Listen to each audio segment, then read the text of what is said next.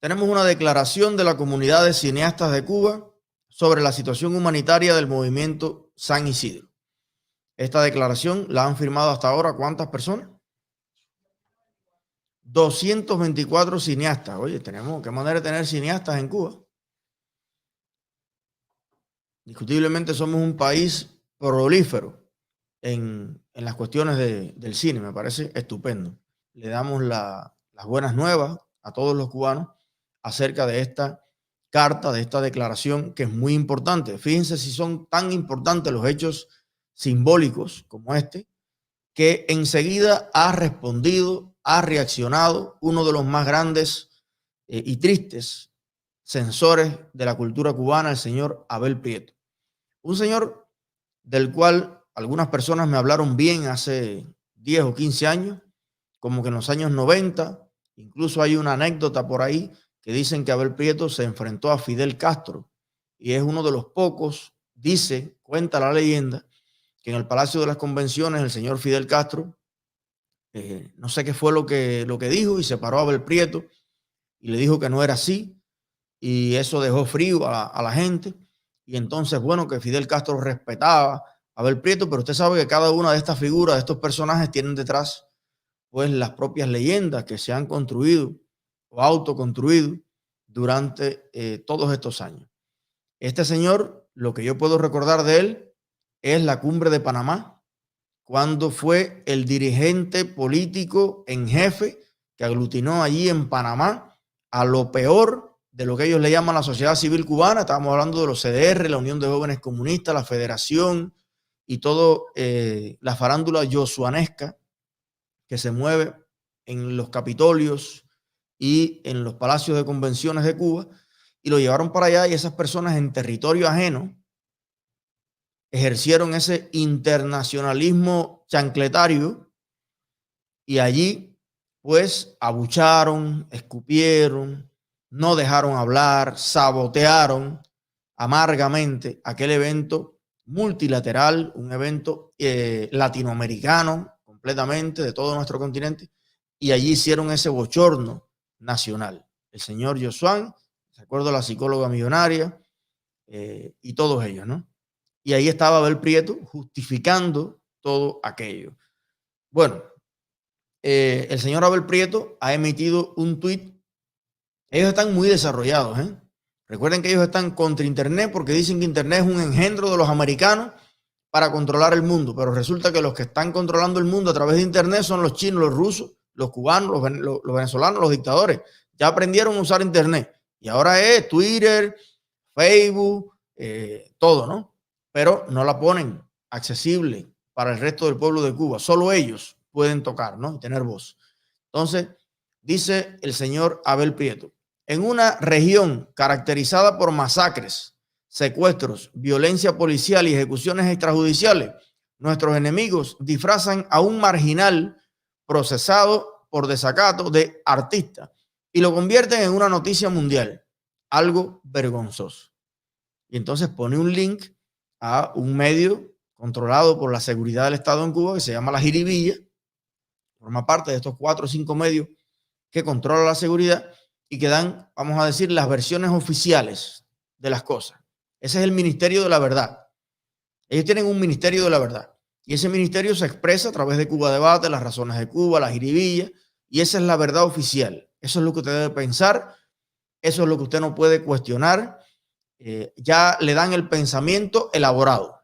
Eso, lo que digan ellos, es incuestionable, que casi siempre es mentira de fondo, o es exagerado, o es manipulado, pero no hay opción. Entonces, bueno, yo, varias cosas. Primero, en este tuit, que él dice que en una región caracterizada por los secuestros, las ejecuciones extrajudiciales, yo me imagino que él se refiere a las noticias de México, a las noticias de Centroamérica, a alguna noticia en los Estados Unidos, en Brasil, en Sudamérica. Pero claro, ahora usted imagínese que cada uno de esos países tuviera a un Abel Prieto. Si México tuviera a un Abel Prieto y tuviera a la prensa oficialista que tiene Cuba, bueno, no conociéramos en Cuba de esos problemas que tiene México.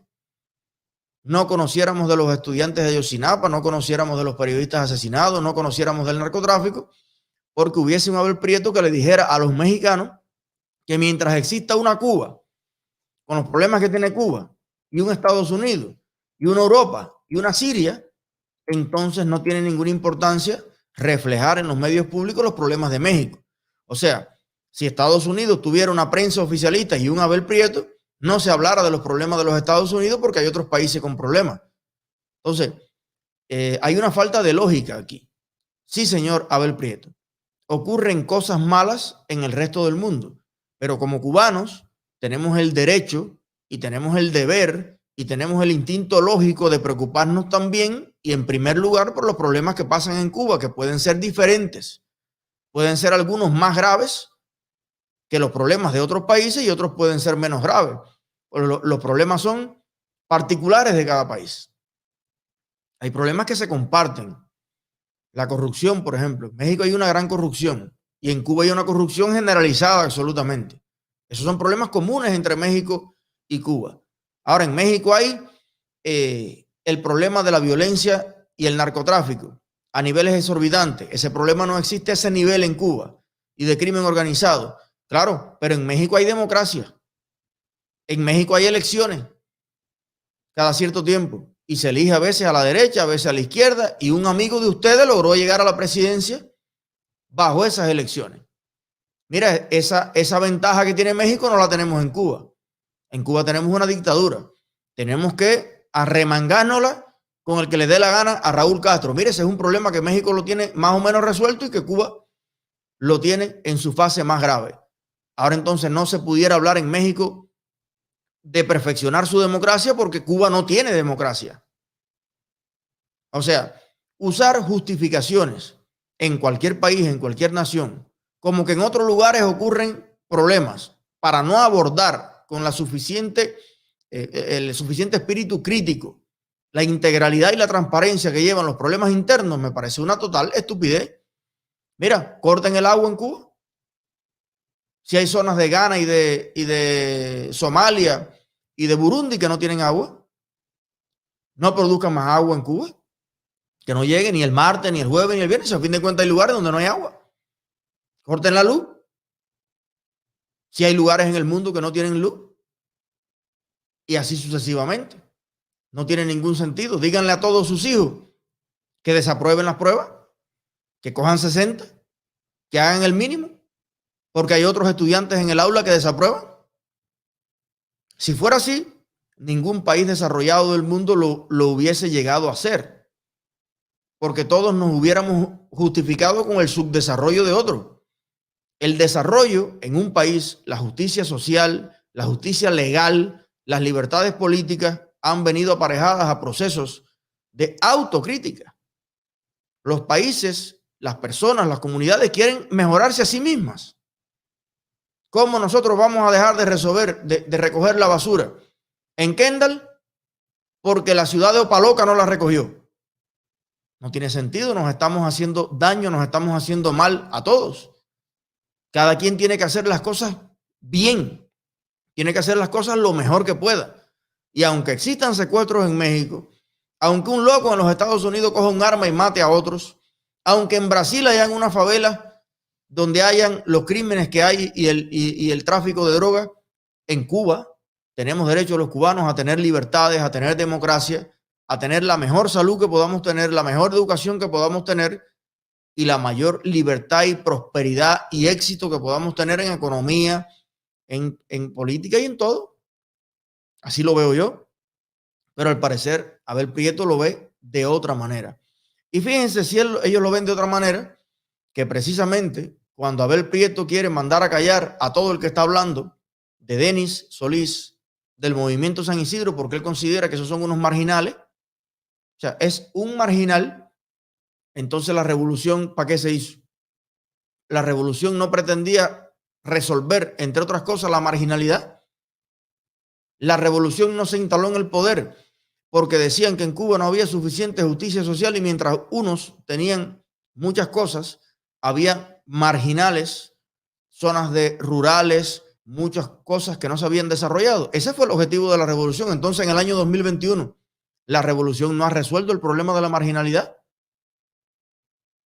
Los marginales, que en el mundo uno se refiere a marginal, a barrios, comunidades, personas que tienen menos ingresos, que tienen más problemas sociales, que tienen más problemas de infraestructura, también de estructura social, comunitaria, familiar y de educación.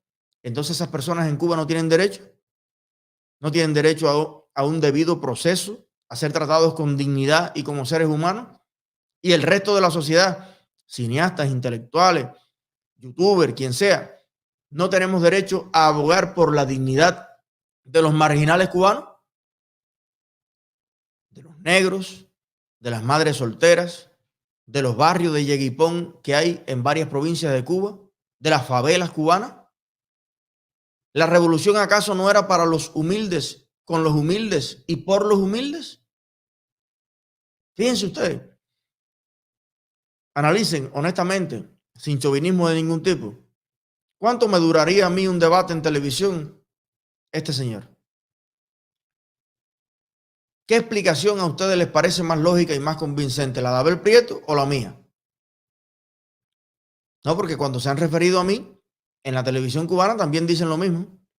Después que me dieron 2 sacos de diploma de mejor esto, mejor aquello, el tipo, el caballo, el todo, cuando yo los critico, era el peor estudiante, el peor ingeniero, la peor persona, el peor hijo de Puerto Padre que ha salido, según la visión de los comunistas. Entonces, de mí han dicho peores cosas que de Denis Solís. Han dicho que soy terrorista, que traficaba armas, que tenía drogas en la cisterna de mi casa, que mi mujer y yo estábamos organizando el sabotaje a no sé qué cosas de Martí, cuando todavía no existían ni los clandestinos ni nada de eso. Entonces, ¿hasta cuándo vamos a seguir tolerando la mentira, la difamación como arma válida para desacreditar a todo el que alza su voz? Ven acá, ¿no hay un opositor en Cuba normal? Es una pregunta que yo me haría. Si yo fuera usted que me está viendo de dentro de Cuba hoy y yo escucho hablar a este señor, yo me haría la siguiente pregunta de lógica. Esto no es política, es matemática y lógica. Dice, bueno, en 61 años, la dictadura cubana jamás ha reconocido la validez moral de ningún crítico de ellos. Ni un artista, ni un cineasta, ni un escritor, ni un católico, ni un gay, ni un joven universitario. Jamás ha existido alguien que ellos digan, mira, para allá era serio, Dagoberto Valdés serio, Eliezer era un tipo serio. Nunca han admitido la validez moral de un opositor. Entonces hay dos cosas. O nadie digno en Cuba se ha opuesto a la dictadura, lo cual sería una vergüenza como nación, una vergüenza como pueblo, que ningún hijo ilustre de nuestro país haya estado en contra de la dictadura, o nos han estado mintiendo y manipulando por 61 años y han estado asesinando la moral, la dignidad de miles de personas que los han encarcelado, fusilado, expulsado del país, reprimido, le han atentado contra su casa, contra su propiedad, contra sus hijos. Y entonces, para justificar eso, lo que le dicen al pueblo es, este es un marginal, este es un delincuente, este es un borracho, este golpea a su mujer, o como me decía a mí en algunos casos la seguridad del Estado, oye, tú no sabes que fulana es tortillera. Y yo le decía, ¿y? No, pero tú no sabes que fulana, la mujer de fulano le pegó los tarros. ¿Y cuántas personas pegan tarros en Cuba? ¿Cuántas personas en Cuba tienen todas las orientaciones sexuales que existen en el mundo? ¿Cuántas personas en Cuba reciben dinero de España, de Estados Unidos, de Uruguay, de todos lados, si somos un pueblo mercenario? Si ser mercenario es que te manden dinero de otro país, somos un país mercenario. Que el 60% de nuestra economía viene de los gusanos, de los apátridas, de los que no queremos y no necesitamos. Somos un país que vive de eso. Entonces yo creo que tenemos como país, como pueblo, que pasar a un nivel superior en cuanto a la lógica, al análisis, a los valores, a los principios Y no podemos conformarnos con explicaciones tan estúpidas para explicar fenómenos tan complejos como el pensamiento humano, las ideologías, las maneras de ver la vida. No podemos seguir yendo a aprender al Granma, que quiere simplificar, borrar cualquier tipo de identidad política, de diferencia de cualquier persona y que todos pensemos como vacas, como carneros. El Granma no es el lugar para ir a superarse en temas de cultura, historia y humanidad. El Granma, y cuando digo el Granma, todos esos medios oficiales son precisamente el lugar para ir a adoctrinarse, el lugar para convertirse en el ser humano más intolerante, despreciable y irrespetuoso de la dignidad humana de las otras personas. Yo no recomendaría eso.